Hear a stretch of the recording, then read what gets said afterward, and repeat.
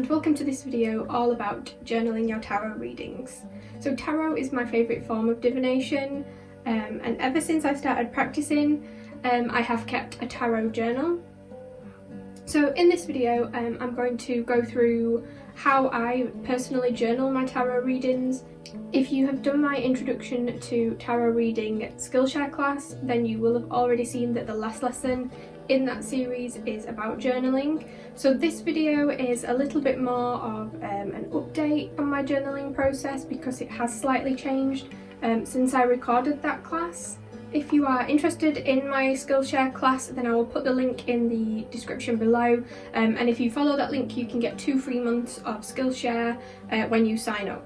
A quick note about this before we get started then is that you can use this method for other divination techniques. So if you're not a tarot reader, maybe you have another preferred method of divination, then you can use this method for that too. So you might just want to alter it or tweak it to suit your needs. Firstly, I wanted to mention some reasons as to why it's a good idea to journal your tarot readings. So the main reason that I started journaling is that I found it a really useful learning tool. So when I first started out, it helped me to work through the cards, to understand them, to question them, and to interpret them. Another reason is that it encourages introspection, so looking within. So writing down my thoughts and what comes to mind during the readings helps me to work through and process any sort of problems that I have. Another good thing about journaling your tarot readings is that the cards usually bring up something that you've not thought about, something that you've not considered, or even something that you maybe didn't really want to admit. Lastly, having a record of your past tarot readings allows you to come back to them and reflect. Again, that's good for the learning process and your introspection as well. Also, I like to read through my initial response to the cards and see how close I was, or if it was just really far off in my interpretation. So I journal my tarot readings in a notebook, and if you're anything like me then you have plenty of those lying around. However, you can use whatever you want really. It could be a notebook, a computer, a laptop, or maybe even a dictaphone if you prefer to verbalise your thoughts rather than to write them down. It's entirely up to you. So now I'm going to show you how I structure my tarot journaling and the process.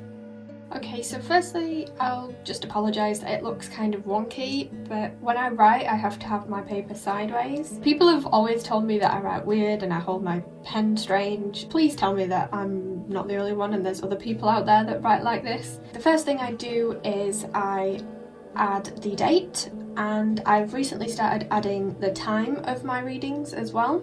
Next, I add the location, so where I'm doing the reading, if I'm at home in my sacred space, maybe in the living room, or if we're away somewhere, then I would add that as well. I also add the weather, so the weather does tend to reflect how I'm feeling and my mindset, so it can be an important factor for me. Next, I add the moon phase, so whether we're in the waxing or the waning phase.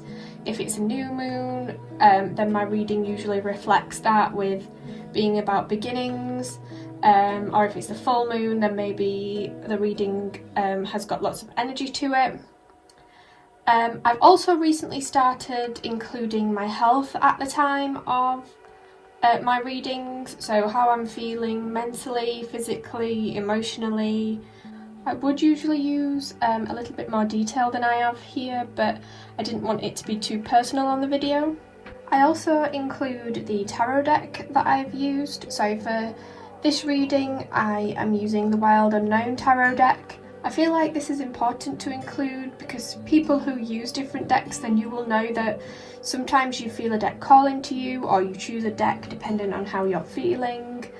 And it's important to note down which deck that you're using, because you may find that you get different answers depending on the deck that you use. So for example, you might have a deck that offers you more guidance, whereas another deck that gives you some hard-hitting truths. You may also notice that I'm currently practicing my brush calligraphy, so I try and use that in anything I can really, just to practice. It's not too bad at the moment.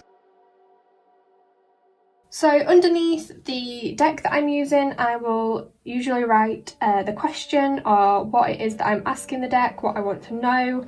Sometimes it's difficult to try and be succinct in what you want to know, but it is important because it will mean then that you have a more focused response. So in this particular reading, I'm looking for guidance in various areas of my personal development. After that, I usually include a quick diagram of the spread or the layout that I'm going to use. So here I've drawn the layout of the spread that I've used, and then I've numbered the cards, and at the side I've written what each number corresponds to. So the spread that I've used for this reading is actually one that I created. You will notice at the side that I've got a notebook with my messy notes in of the spread itself. It's a really different way of reading the cards that just appeared to me. I want to see how it goes with this reading, and then I may share it.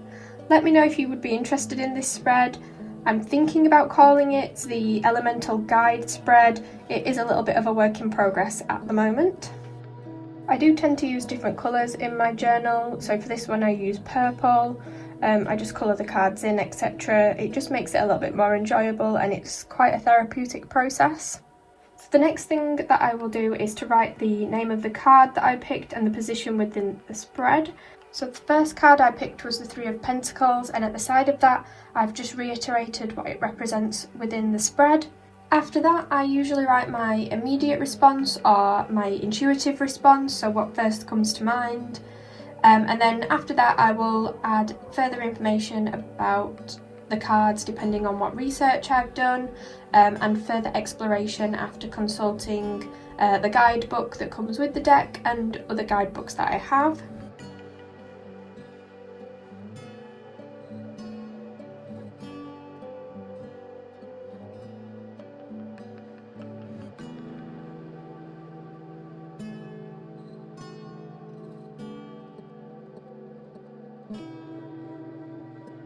I'll then repeat this process for the other cards within the spread. I do like to work with each card individually, so considering where they fit in relation to the spread itself, the card's individual meaning.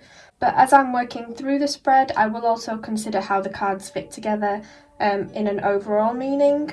So this is now just me working through my thought process for each of the cards and completing the journal.